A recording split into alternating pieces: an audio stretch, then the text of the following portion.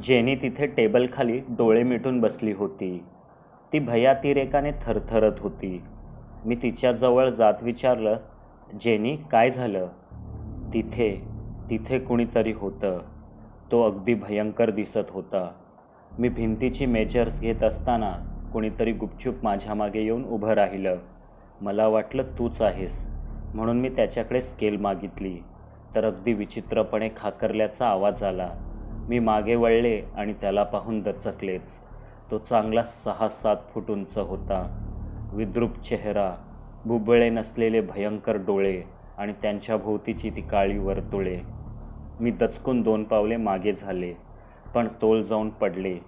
तो पाय घासत माझ्याकडेच येऊ लागला म्हणून मी किंचाळले. खालून लाकडी जिन्यावर तुझ्या धावत येणाऱ्या पावलांचा आवाज ऐकू आला तसा तो तरंगल्यासारखा त्या रिकाम्या खोल्यांच्या दिशेने गेला आणि जणू अंधारात गायबच झाला. ठीक आहे, तू इथेच थांब, मी बघून येतो, मी तिला धीर देत म्हटलं. नको रे प्लीज, मला एकटीला सोडून नको जाऊस. आय एम व्हेरी स्केअर्ड नाव. पण आपल्या बंगल्यात कोण शिरलंय ते तर पाहायला हवंच ना. मग मी पण येते तुझ्याबरोबर, ती धीर एकवटून म्हणाली आणि माझ्या पाठून चालू लागली. जराही चाहूल लागू न देता आम्ही एकेका खोलीचे दार उघडून आत पाहत होतो, पण तिथे कोणीच नव्हतं. सूर्य आता जवळपास पूर्णच क्षितिजाखाली गेल्यामुळे मागच्या काही रूम्समध्ये आणि किचनमध्येही अंधार दाटून आला होता. तरीही मोबाईलच्या उजेडात जितकं शक्य असेल तितकं मी तपासलं. जेनीलाही दाखवलं.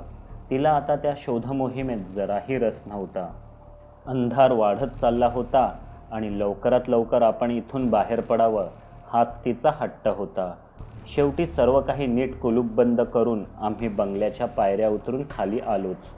तेव्हा इथे बंगल्याच्या वरच्या मजल्यावरील खिडकीतून एक भयप्रद आकृती आमच्या दूर जाणाऱ्या सावल्यांकडे पाहत होती. किनाऱ्यावरही दिवे नव्हते, फारशी वर्दळही नव्हती, पण अजूनही संधी प्रकाशाची काही चोरटी किरणे किनाऱ्यावर रेंगाळत होती. जेनीने बाहेर येताच सुटकेचा निश्वास सोडला. किनाऱ्यावर जिथे काही पर्यटक आणि दुकानांची रेलचेल होती तिथे येऊन दोघेही वाळूतच बसलो. किनाऱ्यावर जिथे काही पर्यटक आणि दुकानांची रेलचेल होती तिथे येऊन दोघंही वाळूतच बसलो. जेनीने बऱ्याच वेळाने तोंड उघडलं. मला वाटतं लोक बरोबरच म्हणतात, तो बंगलो खरंच हॉन्टेड आहे असं मलाही जाणवलंय.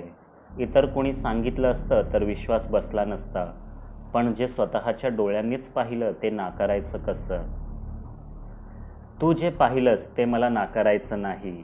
तुला भास झाला असेल असं म्हणून तुला खोटंही पाडायचं नाही. पण ती वास्तू एक भूतबंगलाच आहे या निष्कर्षापर्यंत पोचण्याआधी मी स्वतः अनुभवलेली एक गोष्ट तू ऐकावीस असं मला वाटतं. यावर तिने काही प्रत्युत्तर दिलं नाही. तिची मुकसंमती आहे असं समजून मी माझी गोष्ट सुरू केली. फक्त 2 वर्षांपूर्वीची घटना आहे. माझ्या 3 वर्षांच्या आत्मशोधाच्या प्रवासाबद्दल तू काकांकडून ऐकलंच असशील. सुरुवातीचं वर्ष दक्षिण भारतात घालवल्यावर मला उत्तरेच्या निवांत आणि थंडगार शिखरांची ओढ लागली होती. शेवटी मी एक दिवस मनालीला पोचलोच.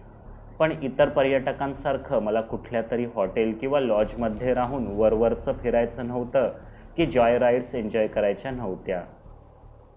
म्हणून मी पर्यटकांच्या कोलाहलापासून दूर एका शांत शिखरावर उंच देवदारांच्या रानात दडलेल्या लाकडी उबदार घरात एका पहाडी कुटुंबासोबत राहायचो.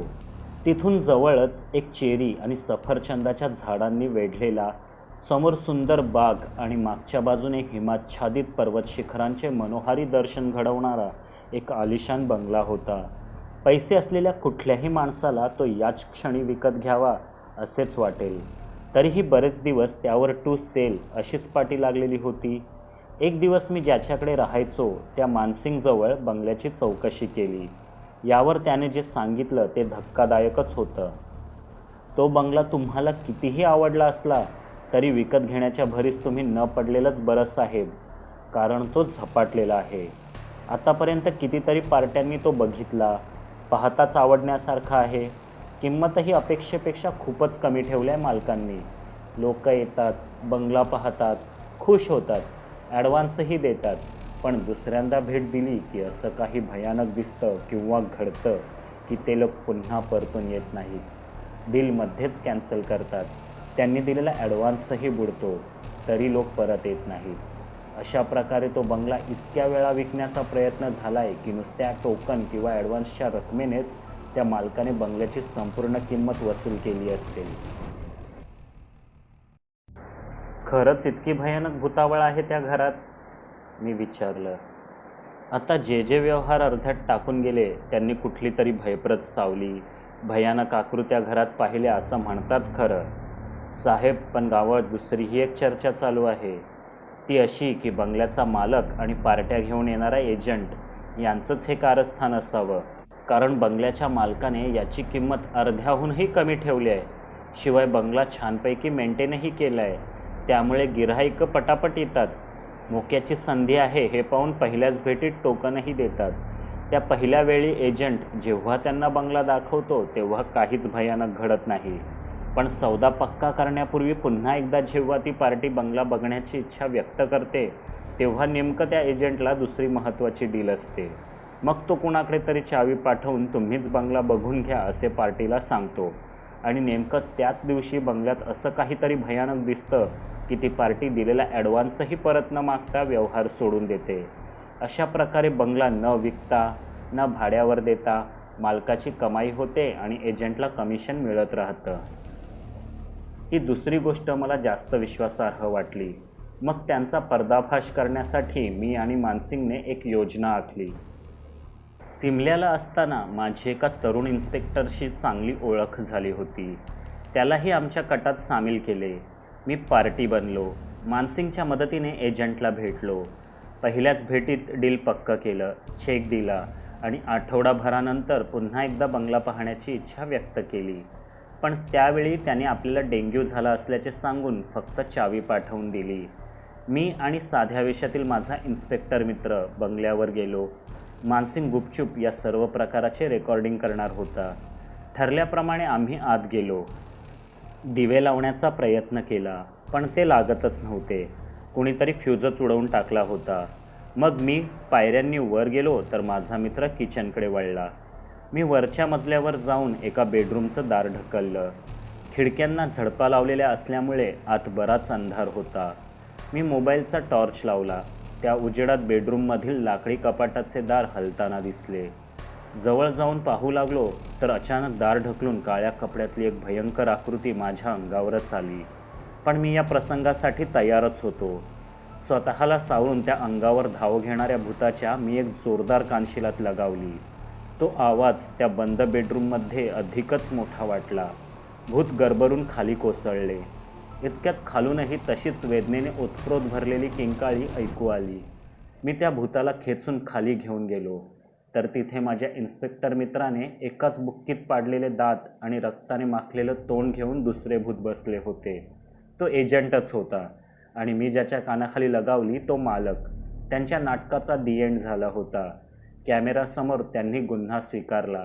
आतापर्यंत ज्या ज्या लोकांना त्यांनी बनवले त्या सर्वांनीच त्यांच्यावर फसवणुकीचा गुन्हा दाखल केला आहे. मी माझी गोष्ट संपवली. जेनीचे थोडेफार समाधान झाल्यासारखे वाटले. पुढच्या वेळी त्या भूताने जर मला पुन्हा घाबरवण्याचा प्रयत्न केला तर तू त्याचे दोन्ही हात पकडून ठेव. मी त्याच्या नाकावर एक पंच मारणार, तिने रागाने हातवारे करून म्हटलं. हसत खिदळत मग आम्ही दोघंही घरी परतलो. आमच्या होऊ घातलेल्या हॉटेलमधील तथाकथित भूताशिवाय इतरही अनेक अडचणी, अनेक कामे सतावत होती. वास्कोजवळ नुकत्याच बंद पडलेल्या एका रेस्टॉरंटचे जवळपास सर्व सामान काकांच्या मध्यस्थीमुळे आम्हाला फारच कमी किमतीत मिळणार होते. तिथे जाऊन सर्व सामानाची यादी करणं, किमती ठरवणं आणि मग टेम्पो करून ते इथवर घेऊन येणं यात 2-3 दिवस जाणार होते.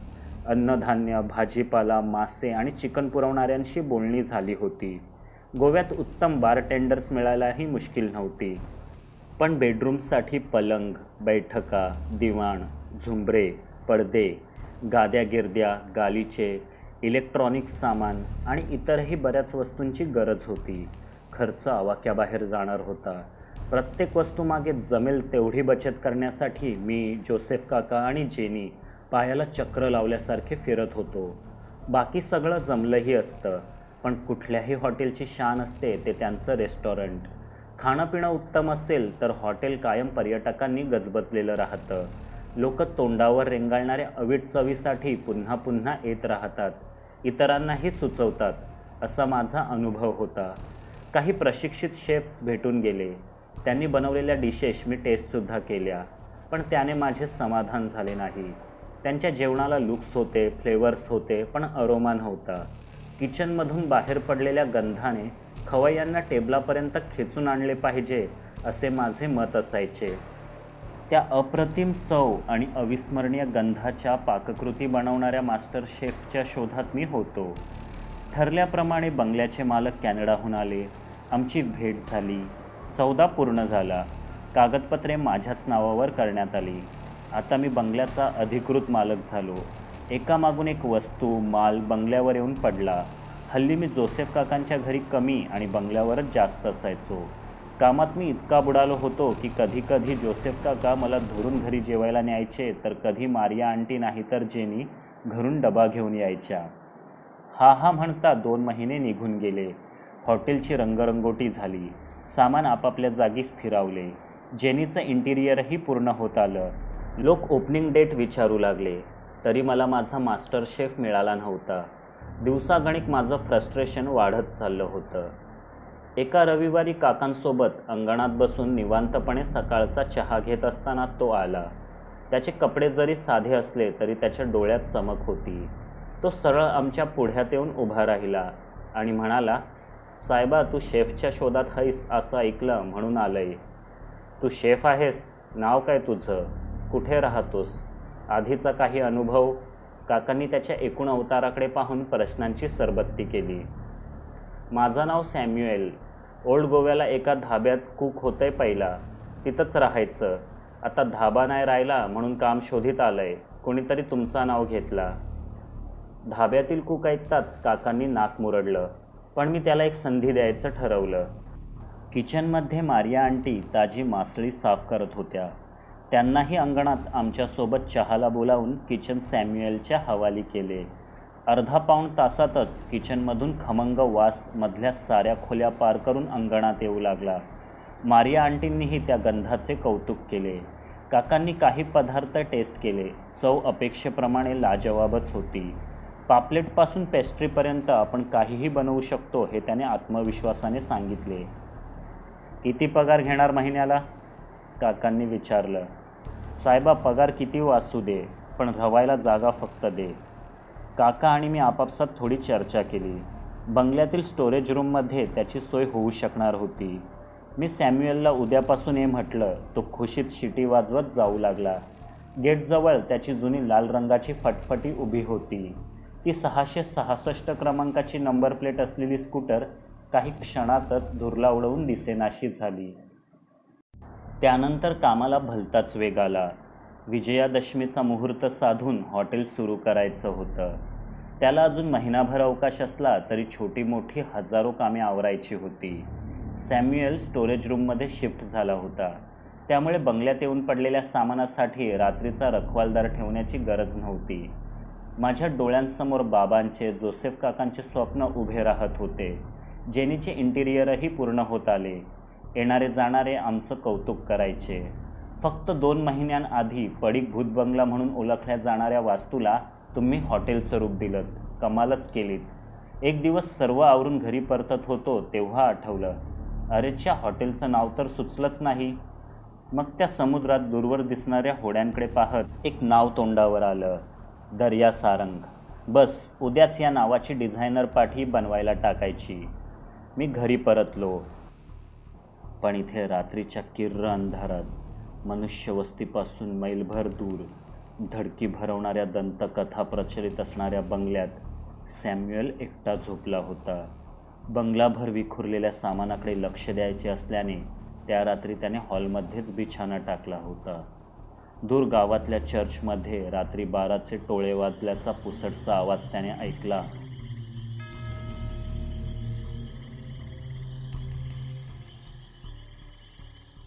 आणि त्याची झोपमोड झाली. एवढ्यात त्याचं लक्ष समोरच्या अंधाराकडे गेलं आणि